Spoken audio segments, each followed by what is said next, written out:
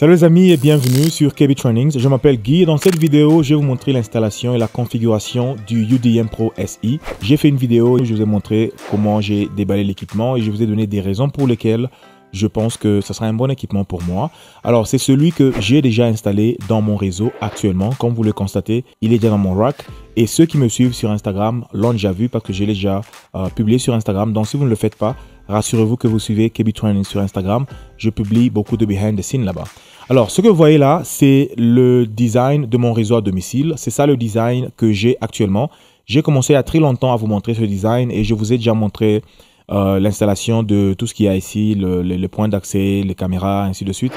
Alors aujourd'hui, nous allons changer cet équipement ici pour enlever le FortiGate. Ça, c'est l'élément que j'avais avant. J'utilisais un FortiGate 60E. Alors, je l'ai remplacé par un UDM Pro et le design ressemble à celui-ci.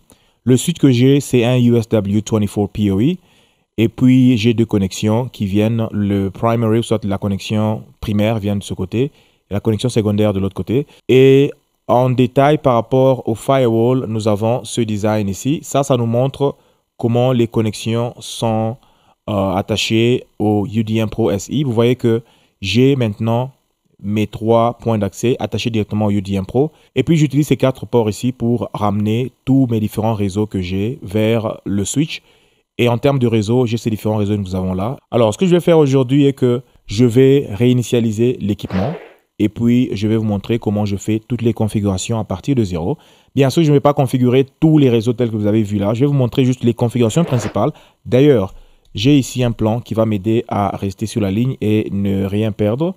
Alors, vous allez constater ici que je vais commencer par parler de mon réseau, ce que j'ai déjà fait. Donc, je vous ai montré mon home design. Et je vais vous montrer l'installation du disque pour UniFi Protect. Et puis, nous allons faire des configurations initiales sur le UDM Pro SI. Et après, nous allons configurer UniFi Network en configurant les connexions Internet, soit les connexions WAN. Et puis, nous allons configurer les différents réseaux à l'intérieur de cet équipement. Et nous allons configurer les différentes règles firewall, soit les règles de pare-feu. Et puis, nous allons faire le switch port profiles. Nous allons les configurer aussi. Et nous allons finir par configurer les réseaux sans fil. Après, nous allons parler de la configuration de UniFi Protect. Et je vais finir par vous parler de mon expérience avec cet équipement. Ça fait déjà presque un mois que j'utilise ça. Et je peux vous dire ce que j'aime, ce que je n'aime pas et comment ça se passe. Et l'équipement lui-même, il est là. Je peux déjà vous montrer à quoi ça ressemble maintenant. Ça, c'est l'état actuel de mon réseau. Donc, nous n'allons pas parcourir tout ceci. Je vais juste vous montrer à quoi ça ressemble. Donc, j'ai deux applications qui sont installées, UniFi Network et UniFi Protect. Pour l'instant, j'ai 52 clients qui sont actifs. Et puis, voilà, il y a toutes sortes de configurations. Donc, ça marche déjà complètement avec toutes mes configurations dont j'ai besoin. Mais aujourd'hui, nous allons faire comme si nous allons du néant et nous sommes en train d'aller vers une nouvelle installation du UDM Pro SI. Mais avant, je vais vous montrer rapidement comment mettre le disque dans le UDM Pro SI. Vous avez juste à tirer et sortir le support qui prend le disque dur. Pour l'instant, j'ai un disque dur de 4 TB, mais ça a été changé beaucoup plus tard pour un disque de 8 TB. Ça me donne presque 25 jours d'image que je peux garder. Alors, je prends le disque et je l'installe sur le support, soit la cassette qui contient le disque. Et puis, comme c'est un disque de 3.5 inch ou soit 3.5 pouces, je n'ai pas besoin de mettre beaucoup de vis. J'ai seulement besoin d'une seule vis à côté ici. Et puis après, je remets le support dans le UDM Pro et puis c'est tout. Je peux redémarrer le device. Donc maintenant, allons et finissons le reset pour continuer avec les configurations. Alors, lorsque ça va démarrer, on a besoin de deux choses essentiellement. On a besoin de la connexion Internet. On a aussi besoin d'un câble et d'un ordinateur comme je l'ai maintenant. Comme ça, nous allons connecter l'ordinateur au UDM Pro et nous allons connecter le UDM Pro à Internet et nous allons faire toutes les configurations nécessaires. Alors, attendant que ce reset se termine et déjà, je prépare mon câble pour qu'il soit connecté au port numéro 1 ou à n'importe quel port du UDM Pro. J'ai choisi le port numéro 8 et qui vient vers cet équipement. Et vous allez remarquer que automatiquement, je dois avoir une adresse IP. Si je fais ipconfig, on va me montrer que j'ai 198.168.1.40. Alors, nous allons atteindre le UDM Pro SI avec cette adresse ici. Et on clique sur Advanced et nous continuons. Et là, nous avons accès au UDM Pro SI. Et là, Unify nous signifie comment ils sont très jaloux de nos données et qu'ils gardent très bien ça. Et nous pouvons appuyer sur Setup UDM SE. Et à partir d'ici, je dois maintenant connecter ma connexion Internet à ce port ici. Ce port, c'est le port numéro 10, je crois. Donc, je vais prendre mon câble qui vient de Comcast, soit de mon fournisseur d'accès Internet. Je le connecte à ce port en utilisant le SFP Plus que j'ai déjà acheté de 10 gigabits par seconde. Le SFP Plus ne vient pas avec l'équipement. Vous devez l'acheter à part, ou soit vous l'avez déjà en stock déjà. Et une chose que j'ai constaté que lorsque vous avez le UDM Pro, même en production, lorsque vous branchez un câble, vous allez voir la représentation d'un câble sur le port ici. Donc là, nous n'avons qu'un seul câble connecté au niveau du port numéro 10. Alors, nous avons aussi Internet. Donc, je vais appuyer sur Next. Et là, il va me demander quel nom je veux donner à l'équipement. Je lui donne UDM Pro SE. Et je clique là pour accepter tout ce qu'ils me disent là, je ne sais pas. Et puis j'appuie sur Next. Et après, ils vont me demander quel genre de setup je veux faire. Alors, je veux un type de setup personnel ou soit un setup d'entreprise. Je pense que je vais aller avec le setup d'entreprise parce que je pense que l'entreprise est plus compliquée. Donc, je prends entreprise. Et il me demande quel type de business je suis. Je vais dire je suis dans l'éducation. Quelle est la taille de mon business? Je dirais small business parce que j'ai presque une centaine d'équipements. Bien, 1 à 100, c'est bon. Alors, je clique sur Next. Et là, il me demande de login dans mon compte de UDM Pro. Donc, je vais mettre le credential. Et je crois que vous avez aussi le Two-Factor Authentication ou soit le code de vérification. C'est toujours bien d'en avoir pour tous les comptes en ligne ces derniers temps. Voilà. Et après, j'appuie sur Next. Vous pouvez toujours sauter cette étape-là si vous n'avez pas de compte. Il y a l'option de Skip qui est là. Comme je vous ai dit, j'ai déjà utilisé ça pendant presque 1 mois. Donc, il y a des backups qui sont disponibles. Je vais sauter cela. Je vais aller Continue without backup. Et puis, il me demande si je veux faire des backups automatiquement. Je peux choisir de le faire chaque jour à 3 heures ou soit je peux changer pour le faire. Soit je prends peut-être chaque semaine, chaque dimanche à 3 heures et je vais sur Next. Et il me demande si je veux leur envoyer mes configurations et tout pour les diagnostics et tout ça. Non, je ne veux pas. Et j'appuie sur Next. Alors là, ça commence à tester la vitesse de ma connexion Internet. Ça, c'est ma connexion Internet de backup que je suis en train d'utiliser ici. Ce n'est pas le 1 gigabit par seconde parce que celui-là aurait demander de configurer le PPPoE et le mot de passe et tout. Je peux toujours le faire, mais j'ai voulu prendre la voie facile. Voilà, c'est ça ma vitesse que j'ai actuellement. Et puis, je peux venir ici pour signifier qu'est-ce que j'espère du fournisseur d'accès Internet. Comme ça, s'il y a un problème ou soit si ces vitesses diminuent d'une façon drastique, l'équipement va me dire. Alors, je laisse ceci comme ça et je clique sur Next. Alors là, il me montre juste les différents détails, ma localisation, ainsi de suite, tout ce que j'ai configuré. Et j'appuie sur Finish. Et ça va configurer maintenant l'équipement et faire tout ce qui est nécessaire pour que ce soit prêt à l'utilisation. Voilà, là, nous avons le UDM Pro SE qui est allumé et nous pouvons voir qu'on a 2 applications, le Network et le Protect. Et puis en termes de topologie, on n'a qu'un seul équipement qui est le UDM Pro SE lui-même. Et l'adresse IP qui s'y trouve, c'est toujours la même adresse à laquelle nous étions connectés. Alors souvent avec un équipement comme ça, un nouvel équipement, vous allez remarquer qu'il y a toujours une mise à jour à faire. Donc nous avons une mise à jour pour Unified Network et Unified Protect. Nous allons mettre à jour. Lorsque je clique là, ça m'emmène sur cet écran où je peux choisir quelles applications mettre à jour. Je n'ai que le Network et le Protect, donc je vais cliquer sur les deux et leur donner du temps de mettre à jour leur software. Et nous pouvons remarquer en attendant que le UDM Pro SE lui-même est à jour, donc il n'y a pas grand chose à faire ici. La mise à jour est terminée avec les 2 applications. Nous pouvons les ouvrir donc. Je sais que nous avons une liste de choses à faire ici. Nous allons d'abord regarder les connexions WAN. Et ce que nous pouvons faire en premier, c'est d'abord checker les connexions Internet. Nous allons sur Settings et puis je clique sur Internet. Quand nous venons vers Internet, nous remarquons que nous avons 2 spots pour l'Internet. Nous utilisons celui-ci actuellement. Si vous avez un autre ou soit une autre connexion à mettre de l'autre côté, vous pouvez toujours le faire. Je pense que je vais aller connecter ma connexion principale, celle de 1 gigabit par seconde à ce niveau et puis nous allons configurer le PPPoE ensemble. Voilà, j'ai connecté mon câble de connexion principale. Si nous rentrons sur l'écran principal du UDM Pro, vous allez voir que j'ai un autre câble connecté à ce niveau et je rentre sur Unified Network et je vais dans mes configurations Internet et je vais configurer ce port ici. Alors, on me demande le nom du port, je le laisse comme ça, Default. On me demande quel type de configuration. Je dois plutôt le faire manuellement parce que j'ai du PPPoE. Est-ce que j'ai besoin du VLAN? Oui, j'ai besoin du VLAN et je vais lui donner le tag de 201. Mac Cloning, non, je n'en ai pas besoin, ainsi de suite. Quel type de connexion? C'est du PPPoE et je vais mettre les credentials à ce niveau. Et puis, je pense que tout est bon. Je clique sur Apply Changes et normalement, nous devons avoir une adresse IP. Voilà, nous avons une adresse IP et on a les détails de mon réseau principal. Alors, je peux rentrer ici sur le dashboard et nous pouvons voir que nous avons deux connexions. Nous avons la première connexion Internet et la deuxième connexion Internet juste en bas.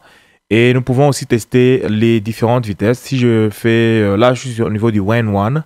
Si je run le speed, on va voir quelle vitesse j'ai dans la première connexion de fibre optique. Ça devait être 1 gigabit par seconde up and down, mais souvent, bon. Nous avons 614 down, 926 up, c'est pas mal. Et nous pouvons faire la même chose pour le WAN 2, nous savons déjà ce que c'est. Et en parlant d'Internet, comme nous avons deux liens, ça s'utilise en mode failover. Donc, lui n'a que le mode failover. Là, c'est la connexion principale. Il n'y a pas grand-chose à faire ici. Si je vais dans la connexion secondaire, il y a une option ici de failover. Donc, si je clique sur Manual, si je viens là, ça ne peut faire que du failover. Ça veut dire que cette connexion, comme elle est désignée comme la connexion backup, elle ne va que être activée si la connexion primaire est perdue. Donc, il n'y a pas beaucoup d'intelligence là-dessus, contrairement au FortiGate qui pouvait faire du SD-WAN, ainsi de suite. Alors, je crois qu'on a tout couvert sur les WAN. Maintenant, nous allons parler des réseaux. En termes de réseau, nous avons un seul réseau qui vient avec l'équipement. Si je viens sur les settings une fois de plus et j'appuie sur Network, nous avons ce réseau par défaut qui vient avec l'équipement. Il n'est pas tagué, il n'y a pas de tag. Mais maintenant, nous pouvons créer d'autres réseaux ou d'autres VLAN que nous pouvons ajouter à cet équipement. Nous allons créer deux VLAN fictifs ou soit deux réseaux fictifs. Alors, nous allons créer un réseau complet avec une interface. Donc, je viens sur Create Network. Donc, je suis là. J'appuie sur Create Network et on me donne l'option de lui donner un nom. Je vais l'appeler réseau 1. Et puis, on me demande si ça sera un réseau seulement VLAN. Donc, je n'ai pas besoin d'interface. J'ai seulement besoin de créer un réseau ou soit un VLAN. Si vous cliquez VLAN, par exemple, vous allez remarquer qu'on ne vous donne que l'option de mettre le VLAN ID. Donc, il n'y a pas l'option d'avoir une interface avec une IP ou une adresse IP ou quoi que ce soit. Donc, pour l'instant, nous créons d'abord un réseau complet avec une interface. En termes d'Internet, ça va être automatiquement géré. Et en termes de default gateway, je peux venir ici pour changer l'adresse IP de cet équipement-là ou soit de cette interface-là. Je lui donne 10.0.0.1. Ça sera un /24. Donc, nous avons 249 adresses IP. Et puis, en descendant vers le bas, je peux aller dans le manuel. C'est ici que je peux lui donner un tag. Je lui donne le tag du numéro 10. Quel type de réseau? Ce sera un réseau standard ou soit un réseau de guest pour inviter. Je pars avec le standard. Content filtering. Vous voulez qu'on filtre les données selon un réseau de travail, soit un réseau de famille. AGMP snooping, c'est une option de sécurité pour les multicast. Ainsi de suite, on n'en a pas besoin. Multicast DNS, on peut laisser ça comme ça. On peut laisser le tout par défaut. Et lorsqu'on descend, moi souvent j'aime bien donner les IP à partir de 10 par exemple, jusqu'en haut. Et puis DHCP Guard, sécurité, on n'en a pas besoin. Et on peut laisser ceci par défaut, à moins que vous ayez quelque chose à faire là-dessus. Et on appuie sur Add Network, ça va ajouter ce nouveau réseau. Regardez, le réseau s'appelle le réseau numéro 1. Et nous pouvons créer un autre qu'on va appeler le réseau numéro 2. Lui va être juste un réseau, juste un VLAN. Donc, on va appuyer sur VLAN et on va lui donner l'ID de 20. Et puis, on clique sur Add Network. C'est tout. Donc, si on met un de ces ports de notre switch dans un certain VLAN et qu'il match avec ce VLAN ici, on peut faire passer du trafic sans que le UDM Pro ne soit impliqué dans ce VLAN-là. Donc, ici, il n'y a pas d'interface pour ce réseau. Donc, je vous ai montré comment créer les différents réseaux des différents VLAN. Comment on applique les VLAN sur les ports, c'est là qu'on va créer les port profiles. Donc, on va y arriver. Alors, en termes de firewall rules, soit les règles de pare-feu, vous pouvez le faire à ce niveau. Et comme je l'ai dit, souvent, ça vient déjà préétabli. Vous allez voir ici, par exemple, que nous avons plusieurs règles qui sont déjà établies. Toutes les règles sont là. Il y a plusieurs règles qui permettent au trafic d'entrer et de sortir. Moi, personnellement, je n'aime pas ça parce que vous allez voir que notre ordinateur, dès que on l'a connecté à notre firewall, on peut pinguer Google sans aucun problème. Donc, on n'a rien fait d'autre. Ça, je n'aime pas ça. Par contre, dans le FortiGate, je dois permettre ça explicitement avant que ça ne commence à fonctionner. Et moi, j'ai l'impression que j'ai plus de contrôle lorsque même les réseaux internes qu'on vient de créer, on doit leur permettre d'aller sur Internet avant que ça ne fonctionne. Si vous avez une chose à faire ici, une règle à ajouter, vous pouvez toujours le faire. Parmi les règles que je devais ajouter, par exemple, c'est si vous configurez un VPN Remote Access, vous devez venir ici pour vous rassurer que vous avez une règle qui permet le trafic du VPN d'entrer dans votre réseau. Sinon, ça va vous créer des problèmes, vous ne saurez pas le faire. Je vais créer une autre vidéo séparée dans laquelle je vais parler de VPN spécifiquement. Nous allons passer au Switch Port Profile. C'est ici qu'on va créer les différents profils de switch. Alors, nous allons dans Profiles. Par défaut, nous avons déjà le All qui inclut tous les VLAN, tous les réseaux que nous avons. Et puis, nous avons le Disable. Disable, ça veut dire que ce port-là va être désactivé. Puis, nous avons le réseau 1 et le réseau 2 que nous venons de créer. Nous pouvons ajouter aussi un autre port profile si nous voulons modifier par exemple et créer un trunk dans lequel réseau 1 et le native VLAN ou soit le VLAN qui n'est pas tagué. Je peux venir ici et dire create new profile et le nommer réseau 1 trunk. Donc lui ne va pas taguer le réseau 1. Est-ce qu'on veut de PPPoE? Oui, on peut le faire. Et ici, on va choisir Native Network. Quel est le réseau qui est non tagué ou soit qui n'aura pas d'étiquette? Je vais choisir réseau 1. Et puis, quels sont les réseaux qui doivent être tagués? Je dois avoir le réseau 20 qui est tagué. Je peux choisir le default. Ouais, le default va être aussi inclus avec le tag qui est le numéro 1. Quel est le voice VLAN? Si j'ai un voice VLAN configuré, je peux le sélectionner ici. Je peux dire 20, c'est le voice VLAN. Et puis faire toutes sortes de choses en termes de switching, ainsi de suite. Et je clique sur Apply Changes. Alors maintenant, je vais vous montrer comment on applique les port profiles sur les ports du switch. Alors je vais sur les différents équipements. Je clique sur le UDM Pro. Et puis je vais dans Settings.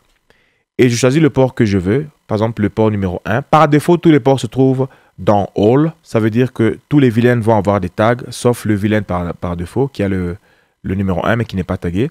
Alors, je prends le port 1, par exemple. Je clique dessus. Je peux changer le nom sur ce port. Je peux l'appeler Switch 1. Par exemple, si j'ai un autre switch qui est connecté ici. Et en termes de profile, je peux changer ici. Je peux mettre Disable, All, ou soit je peux le mettre dans un certain VLAN comme un port d'accès. Donc, je peux le mettre dans n'importe lequel de ces réseaux que nous avons ici. Par exemple, je peux le mettre dans le port 1 trunk. Et puis ici, on me donne des avertissements que tout va être reset, ainsi de suite. Donc, je laisse ça comme ça et je clique sur Apply Changes. Si je veux override les configurations du port profile, je peux le faire à partir de ce niveau. Mais retenez qu'il y a une différence énorme entre les ports que nous avons dans un vrai switch, comme le USW 24 PoE, et les ports que nous avons dans le UDM Pro SI. Il y a des options qui n'existent pas ici, comme par exemple, on ne peut pas faire de l'agrégation des ports, ou soit LACP n'est pas supporté par les ports du UDM Pro SI. C'est l'une des choses que je n'aime pas. Alors, on va cliquer sur Apply Changes et c'est fini. Le port numéro 1 va se retrouver dans un autre réseau, soit va être un trunk. Autre chose que nous devons faire, c'est configurer les réseaux sans fil. Donc, nous allons juste venir ici dans Settings et aller sur Wi-Fi. Alors, ici, nous allons créer notre premier réseau sans fil. On va l'appeler réseau 1, comme le réseau 1 qu'on venait de créer. Alors, quel est le mot de passe pour celui-ci? Nous allons créer juste un mot de passe du genre réseau 1 passe. Voilà. Et puis, il va appartenir à quel réseau? Donc, nous allons choisir. Est-ce que nous voulons réseau 1, nous voulons réseau 2 ou soit, voilà, on a déjà nommé réseau 1, nous le mettons dans le réseau 1. Et surtout qu'il y a un serveur DHCP qui est attaché à ça. Ça va être marcher sans aucun problème. Et si nous avons déjà des points d'accès qui ont déjà été ajoutés à notre système, nous allons les voir apparaître ici. Nous allons sélectionner lequel nous voulons. Et en termes de configuration, vous pouvez le faire manuellement ou soit vous pouvez le laisser automatiquement. Ou vous avez le 2.4 et le 5 GHz supportés par un même réseau. Tout le reste, souvent, ça marche par défaut très bien. Donc, je laisse comme ça et j'appuie sur Add Wi-Fi. Et ça nous a créé ce réseau. On peut aussi ajouter un deuxième, un troisième, selon les différents réseaux que nous avons dans notre système. Voilà tout. Alors, je pense que nous avons fini avec le Unify Network. Ça, c'est l'essentiel pour Unify Network. Maintenant, on peut faire le Unify Protect pour vous montrer juste quelques petites choses. Vous vous rappelez qu'on a mis un disque là-dedans. Donc, quand je vais dans le portail principal, je vais dans Unify Protect. Voilà, notre disque est présent, il est libre. Et puis, nous pouvons amener des nouvelles caméras si nous en avons. Et dans équipement, nous avons que le UDM Pro SI. Et puis, on peut ajouter des caméras. Si vous avez une caméra, vous la connectez directement au réseau. De préférence, dans le même réseau que le UDM Pro SI. Et la caméra va être détectée. Vous allez l'ajouter ici et voir les images. Donc, je ne vais pas entrer en détail. Je voulais prendre une caméra pour le faire, mais je pense que je l'ai déjà couvert dans la section, soit dans la vidéo où je parlais de Unify Protect. Donc, c'est pratiquement le même principe qui s'applique. Alors, je vais finir par parler de mon expérience avec le UDM Pro SI. Mon expérience en général a été acceptable. Je pense qu'il y a des choses que j'aime et des choses que je n'aime pas. Il y a d'abord la simplicité qui vient avec l'équipement. Pour quelqu'un qui ne veut pas passer trop de temps à configurer les firewalls, les règles, et ainsi de suite, c'est un bon firewall. Dès que vous le mettez, vous le connectez, comme vous l'avez vu, vous pouvez facilement avoir accès à Internet. Ça ne demande pas beaucoup d'acrobatie. C'est une bonne chose. Mais aussi, en même temps, pour moi, je pense que je veux avoir le contrôle, comme je l'ai déjà dit. Je veux contrôler qu'est-ce qui entre, qu'est-ce qui sort. Donc, ne facilitez rien pour moi. Je veux configurer mes propres règles de firewall. Mais sinon, ça reste un bon équipement, surtout avec le Unify Protect. La différence est très grande. Lorsque j'avais le UCK, j'avais des problèmes. J'ai même fait une vidéo là-dessus. Mais avec le UDM Pro, c'est très bien. C'est très rapide. Les images roulent en HD tout le temps. Même si je suis à l'extérieur, je me connecte facilement et je peux tout voir. Donc, la rapidité est vraiment là avec l'équipement. Comme je l'avais prédit, le disque se trouve sur la même carte mère que le processeur, que le routeur, ainsi de suite. Donc, ça passe beaucoup plus rapidement. Je pense que c'est tout ce que j'ai à dire là-dessus. Merci de m'avoir suivi. Si vous avez une question ou soit un commentaire, laissez-les en commentaire ou soit une réaction par rapport à cette vidéo. Si vous avez aimé, n'oubliez pas d'aimer la vidéo sur YouTube et aussi suivez-moi sur Facebook, Instagram et Twitter. Et si vous travaillez pour le Cisco CCNA 200-301, le cours se trouve sur kevitronics.com. Je vais de 0 à ingénieur pour vous apprendre ou soit pour vous aider à commencer ou à booster votre carrière. Merci et portez-vous bien et à la prochaine vidéo. Bye.